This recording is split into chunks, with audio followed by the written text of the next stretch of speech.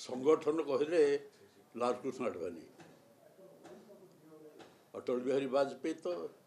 अपना जानते जो सर्वमान्य नेता अटल बिहारी वाजपेयी था प्रेसिडेंट वाइस प्रेसिडेंट था साधारण संपादक था लालकृष्ण आडवाणी ये जो जोड़ी फिर अटल जी कहो को प्रमोद महाजन कहले अटल जी आडवाणी जी जोड़ी हैं ये करी ये जोड़ी जो थो भारत वर्ष पर किसी चिंता करार ना तेणु से होती आडवाणी जी आउ दलपाई देशपाई साधारण लोकों कौन समय कौन प्रकार गोटे मध्य से जो दुर्नीति अभियोग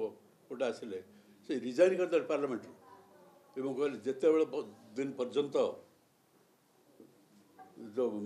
क्लीन चिट मु न पाई मु इलेक्शन लड़बी ये त्याग केत कर क्लीन चिट आसा पर से निर्वाचन मैदान बस ना निष्पत्ति ने घोषणा करदे रिजाइन भी करदे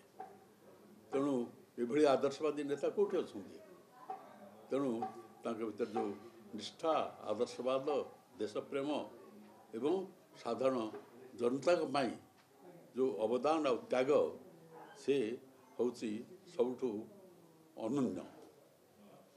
से अनन्य अवदान पाई आज एक सम्मान सम्मानित करा प्रश्न पचारू आम ओडिया भाषा संस्कृति और अस्मिता को सुरक्षित रखापी समृद्ध करने कौन पदक्षेप ना दरकार ओडिया हिसाब से कौन आम ओडिया भाषा संस्कृति अस्मिता को सुरक्षित और समृद्ध करने आम कौन पदक्षेप ना दरकार सुरक्षित मानसिकता तैयार है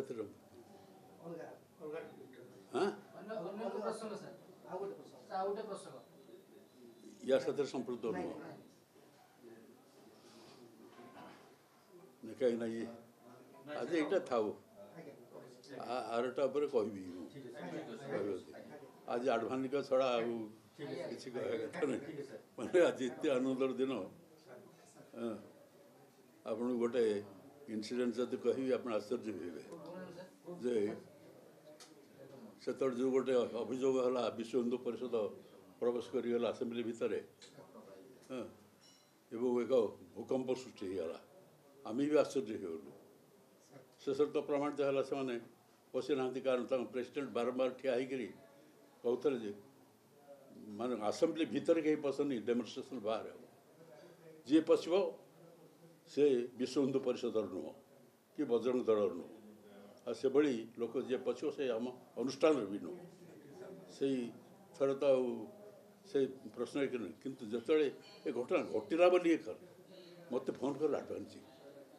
अरे विश्वभूषण जी वो क्या है कहले मुझे दुखित ही नी जो दिन से बाबरी मस्जिद ये घटना रे माने समग्र देश स्तब्ध होगा एवं गणतंत्र हूँ श्रेष्ठ मंदिर ये गणतंत्र श्रेष्ठ मंदिर हूँ विधानसभा एवं पार्लियामेंट ये कलंक न लागू पार्टी मुझे से कलंक लगे कहीं ना सेठी घोषणा करुले से विपिन बिहारी रथ से प्रेसिडेंट से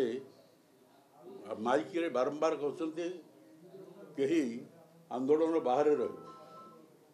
गणतंत्र मंदिर भर के प्रवेश कर जदि किए प्रवेश करे